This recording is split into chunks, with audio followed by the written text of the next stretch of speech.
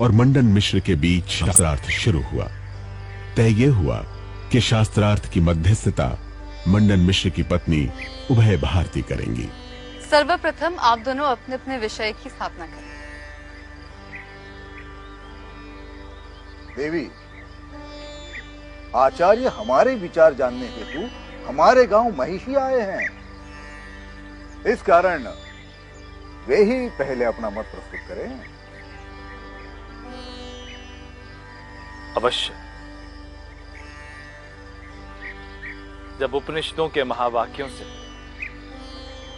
जीव और ब्रह्म की एकता का बोध होता है तो संसार और अज्ञान के सारे प्रपंच समाप्त हो जाते हैं। जीव सच्चित आनंद में लीन हो जाता है। वो जीवन मरण के चक्र से मुक्त हो जाता है। उपनिषद इसी का प्रमाण है। यही मेरा सिद्धांत है और यही मेरा विषय। इस शास्त्रार्थ यदि मैं पराजित हुआ तो इस काशय वस्त्र और सन्यास का त्याग करूं। मैं वेदों के बाद आए उपनिषदों को प्रमाण नहीं मानता। मैं वेद के कर्मकांड को प्रमाण मानता हूं। दुखों से मुक्ति कर्म से मिलती है, काम से मिलती है, शब्दों से नहीं।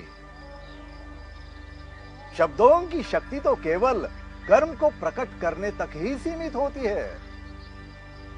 इस कारण मनुष्य को अपनी पूरी आयु कर्म का अनुष्ठान करना चाहिए। यही मेरी प्रतिज्ञा है। यदि इस शास्त्रार्थ में मैं पराजित हुआ तो मैं गृहस्थ धर्म छोड़कर सन्यासी बन जाऊंगा।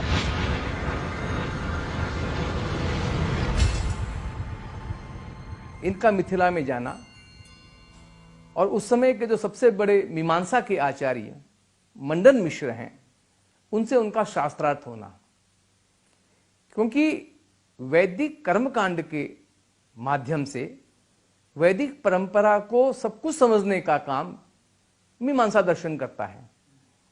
तो वो जो धार्मिकता है जिसमें दार्शनिकता नहीं है। आचार्य शंकर और मंडन मिश्र के बीच शास्त्रार्थ शुरू हुआ तो थमने का नाम ही नहीं लिया। 5-6 दिन बीत गए लेकिन आचार्य शंकर और मंडन मिश्र के बीच शास्त्रार्थ नहीं थमा। नियम के मुताबिक केवल नित्य क्रिया कर्म और भोजन के लिए आराम करते थे और फिर शास्त्रार्थ शुरू हो जाता था। आचार्य, आप कहते हैं कि जीव और ब्रह्म एक है। यह कैसे पता चलेगा? आत्मा और परमात्मा को एक ही कैसे माना जाए? जीव ही ब्रह्म है, यह सिद्धांत कभी सिद्ध नहीं हो सकता, क्योंकि इसका प्रत्यक्ष ज्ञान किसी को नहीं है और नहीं इसका कोई अनुमान है। हर व्यक्ति का अनुभव है कि ये ईश्वर नहीं है।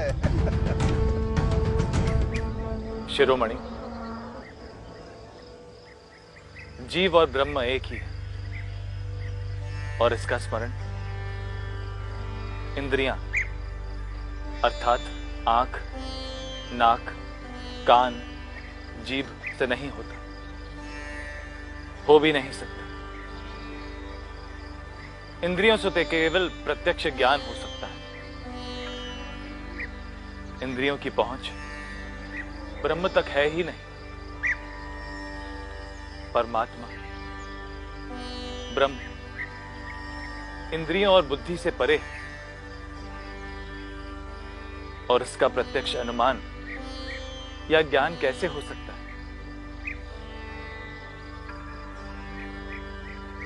और इसीलिए आपका प्रश्न ही गलत है।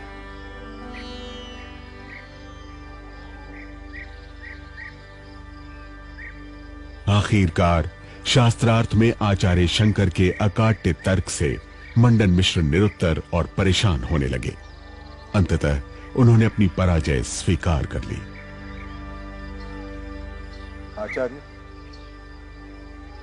अब तक मैं और मेरे जैसे लोग यही समझते थे कि इस शरीर के अंत के बाद हम दूसरे लोक में जाएंगे, वहां पर तरह तरह के भोग को भोगेंगे और फिर हमें मोक्ष की प्राप्ति होगी। ये बात अब हंसने योग्य लगती है।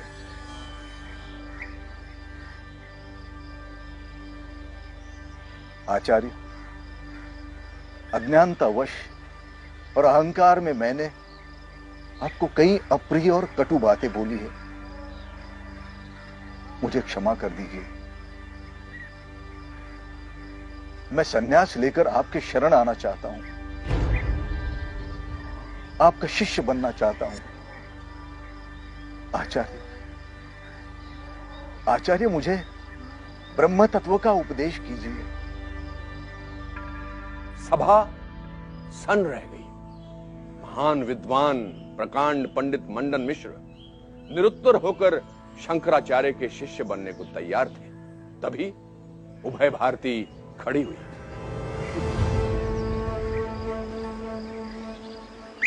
मेरे पति अभी संन्यास नहीं ले सकते, ये अभी पराजित नहीं हुए हैं। शास्त्रों में माना गया है कि पत्नी पति की अर्धांगिनी होती है और इसीलिए आपको मुझे भी पराजित करना होगा। मुझे पराजित कर ही आप मेरे पति को अपना शिष्य बना सकते हैं। यदि आप मेरे साथ शास्त्रार्थ नहीं करना चाहते तो आप अपनी पराजय स्वीकार लीजिए। मंडन मिश्र की पत्नी उभय भारती की बात सुनकर सभा में हलचल मच गई। आचार्य शंकर ने उन्हें समझाने की कोशिश की, लेकिन उभय भारती अपनी बात पर अटल थी। अंततः आचार्य शंकर उभय भारती से शास्त्रार्थ करने को तैयार हो गए। यदि यही आपकी इच्छा है तो आप आसन ग्रहण कीजिए।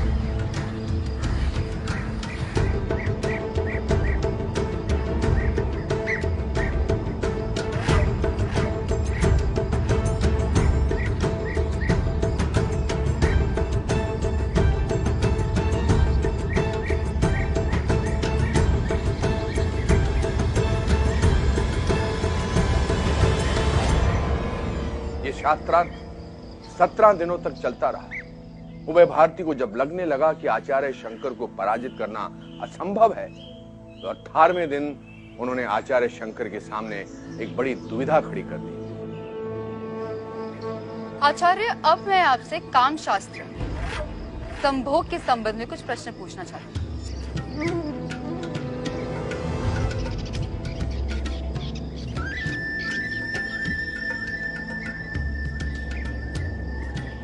आचार्य, क्या आप मुझे बता सकते हैं कि स्त्री और पुरुष के संभोग में कितनी कलाएं होती हैं?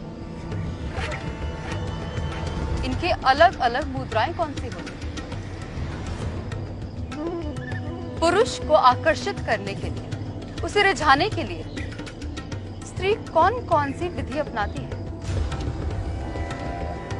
शरीर के किन किन अंगों में काम वासना का निवास होता है?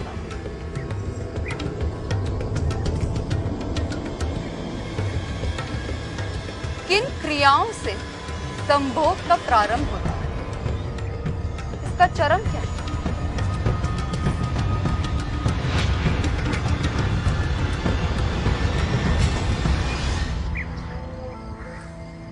हे देवी,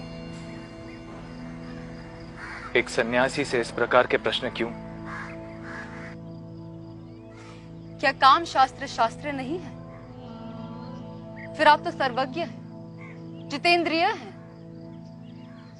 तो बताइए आचार्य, आप काम शास्त्र के प्रश्न का उत्तर क्यों नहीं देते?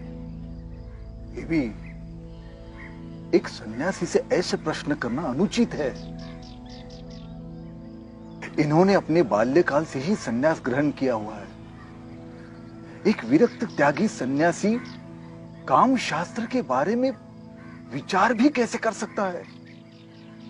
अगर ये विचार भी करे तो सन्यास धर्म खंडित हो जाएगा।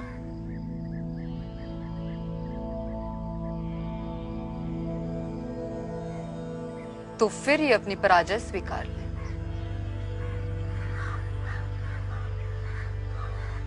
मैं आपके प्रश्नों का उत्तर अवश्य दूंगा, परंतु उसके लिए मुझे 1 माह का समय चाहिए।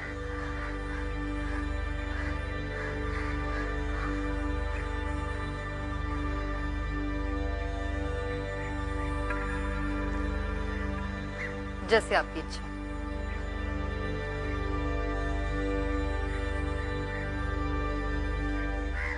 ऐसा ही होगा।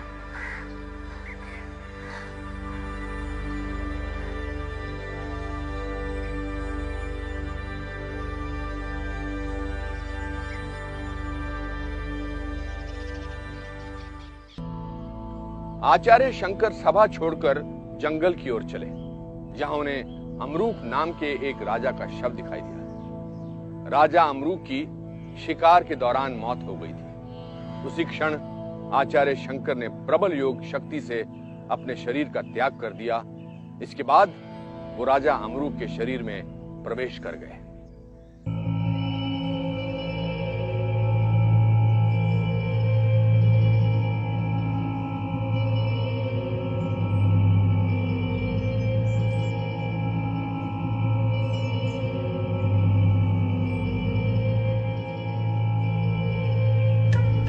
आदि शंकराचार्य 1 महीने तक राजा अमरूक के शरीर में रहे, रानी के साथ रहे। इसी दौरान उन्होंने काम शास्त्र का ज्ञान लिया और 4 महीने बाद शंकराचार्य शंकर ने राजा अमरूक के शरीर को छोड़कर वापस अपने शरीर को धारण किया। वो एक बार फिर मंडन मिश्र की पत्नी उभय भारती से शास्त्रार्थ के लिए लौटे। उन्होंने काम शास्त्र से जुड़े सारे प्रश्नों का उत्तर दिया। असल में आचार्य शंकर का उद्देश्य किसी को शास्त्रार्थ में पराजित करना नहीं था। वो तो वैदिक धर्म दर्शन को आम लोगों तक पहुंचाना चाहते थे। इसके लिए उन्होंने एक यात्रा शुरू की। भारत के इतिहास में यह सबसे अद्भुत यात्रा थी, दिग्विजय यात्रा। आचार्य शंकर की दिग्विजय यात्रा कितनी लंबी और हिंदू धर्म के लिए कितनी महत्वपूर्ण थी, यह समझने के लिए इस मानचित्र को देखिए। इस यात्रा की शुरुआत रामेश्वरम से हुई थी। उत्तर में अलग अलग जगहों से होती हुई कश्मीर तक पहुंची, जहां